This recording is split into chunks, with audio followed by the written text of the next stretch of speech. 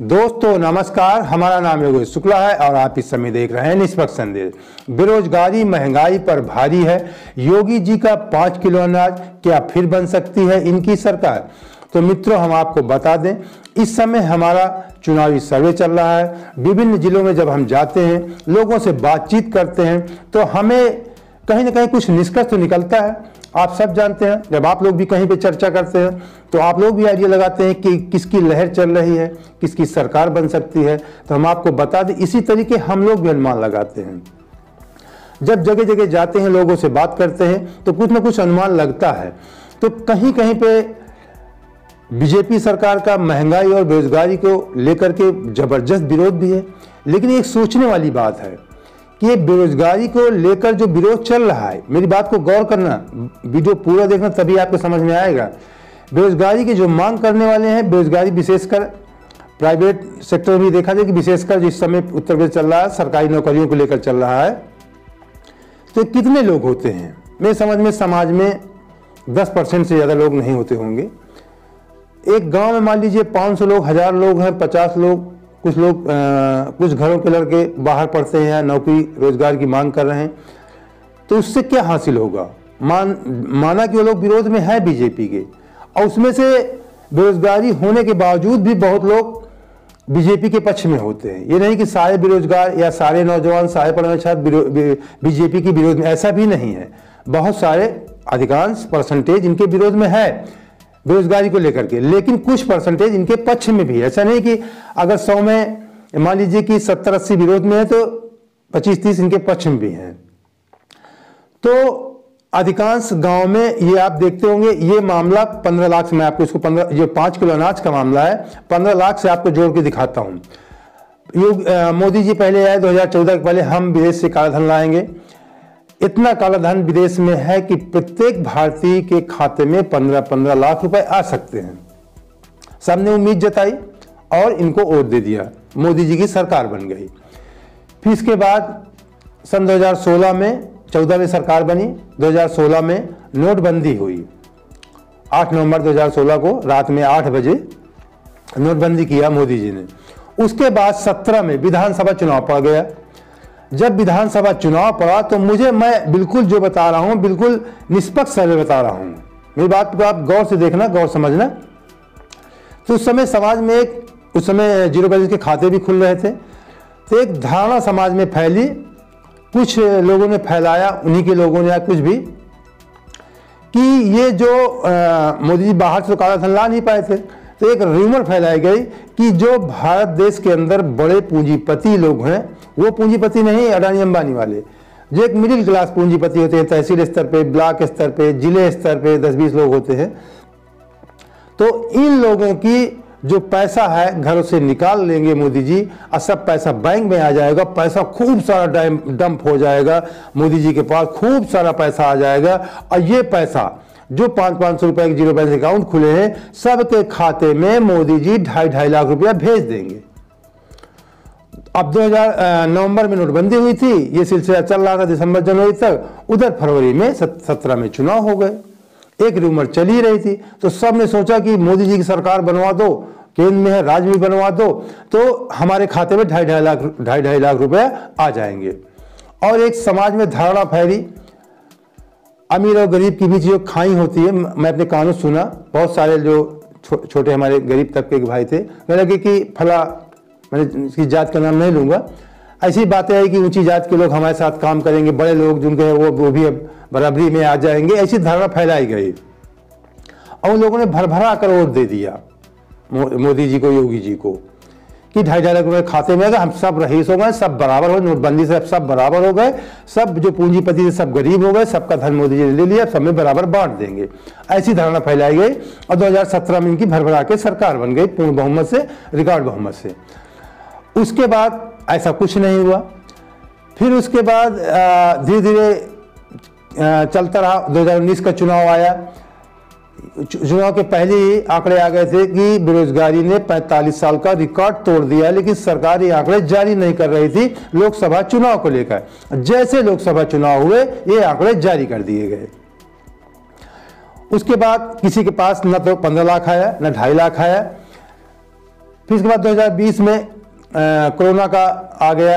Corona के बाद lockdown लगा अचानक। आप सब जानते हैं किस ढंग से पूरे देश इसकी परेशानी झेली। हमारे प्रवासी मजदूर हो, कोई भी हो, सब ने झेला इसकी परेशानी। उसी दौरान अनाज भी मोदी जी बांटने लगे फ्री वाला।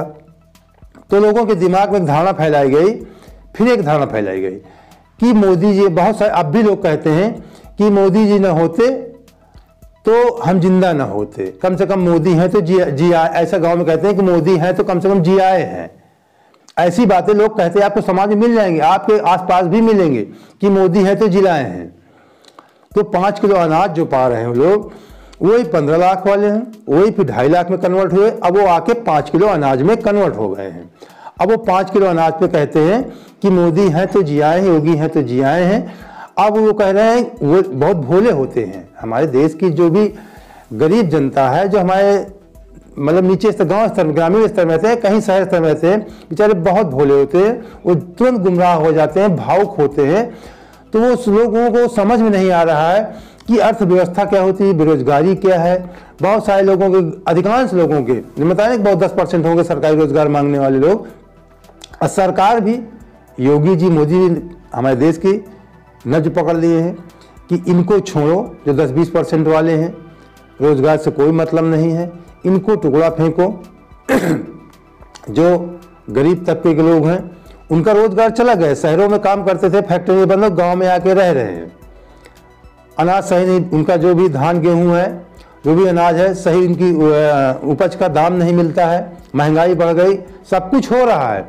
लेकिन वो भोले हैं, वो समझते हैं कि ये सब कोरोना की वजह से हुआ है।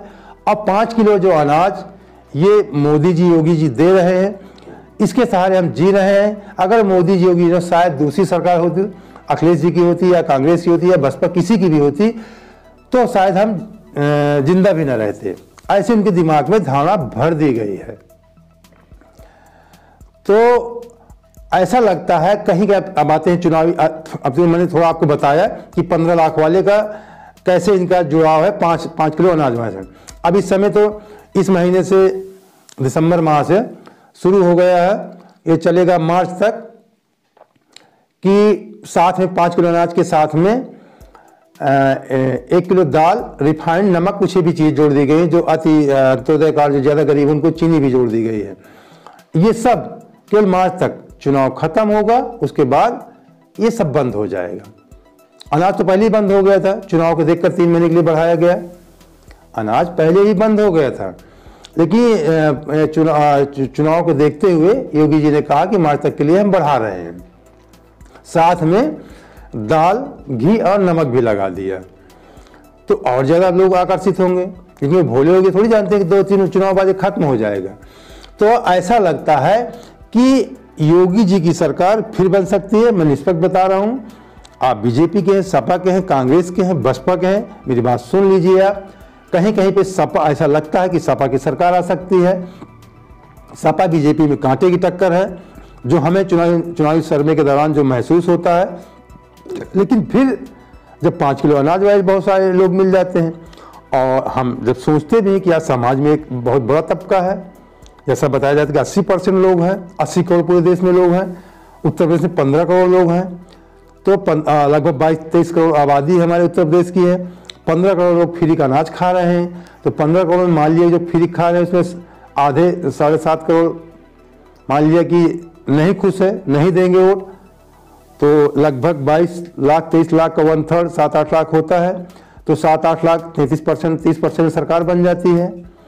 तो जितना फ्री का अनाज खाते हैं उसमें 30% भी लोग अगर बीजेपी को वोट दे दिए, मतलब कहीं आधा वोट दे दिए जो लोग फ्री का अनाज खाते हैं, तब भी बीजेपी की सरकार बनती हुई दिख रही है, बन सकती है, इससे इनकार नहीं किया जा सकता है। एक पहलू और आता है, बहुत सारे लोग जो बीजेपी से भी नाराज है और सपा सरकार से भी नाराज हैं। मैं ऐसी भी अधिक बहुत लोगों से बात किया, तो लोग कहते हैं कांग्रेस हमारे लिए बहुत कुछ किया था, वो कांग्रेस की तरफ भी जा सकते हैं। बहुत हमारे ब्राह्मण समाज के लोग बीजेपी से नाराज हैं, ये भी कांग्रेस तरफ कन्वर्ट हो सकते हैं। अगर बीजेपी से नाराज हो कांग्रेस तरफ जाएंगे। एससी समाज भी अगर बसपा से नाराज होगा, क्योंकि बहुत सारे एससी, मैंने विभिन्न जिलों में बात किया, तो लोग कहते हैं कि मायावती जी के बनाने का मतलब है कि बीजेपी की सरकार बनवाना। ऐसी बात वो लोग करते हैं कि मायावती जी सरकार बनवाने का मतलब बीजेपी की सरकार बनवाना। इससे अच्छा है इनको हम नहीं देंगे। और ओवैसी समाज के लोग सपा को कम, मुझे लगता है सपा की तरफ कम जाएंगे, वो कांग्रेस की तरफ बात ज़्यादा करते हैं एससी समाज के लोग। तो स्थितियां अब अचानक कौन सी पार्टी किस ढंग से भी समय 2 महीने बचा हुआ, 2.5 महीने, किस ढंग से अपने आप को पेश कर पा रही हैं, अचानक स्थितियां क्या बदलती हैं। लेकिन इससे इनकार नहीं किया जा सकता। अगर लोग ये सोच रहे हैं कि बीजेपी की सरकार चली जाएगी, बीजेपी कमजोर है, तो ऐसा अपने दिमाग से आप निकाल दीजिए।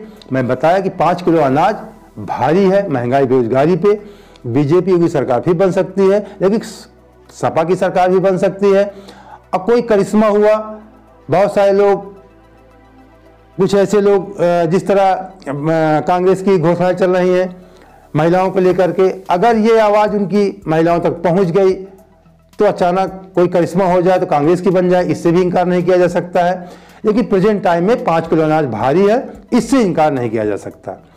तो मित्रों, मैं उम्मीद करता हूं कि आपको हमारा वीडियो पसंद आया। अगर पसंद आया, पहली बार देख रहे हैं तो तुरंत हमारे चैनल सब्सक्राइब कर लीजिए, बेल आइकन प्रेस कर लीजिए और लाइक करके दोस्तों को शेयर भी कर दीजिए, जिससे सही चुनावी सर्वे आपके मित्रों को भी जानकारी हो सके। तो चलिए अगली वीडियो, आपको बहुत बहुत धन्यवाद। जय हिंद, जय।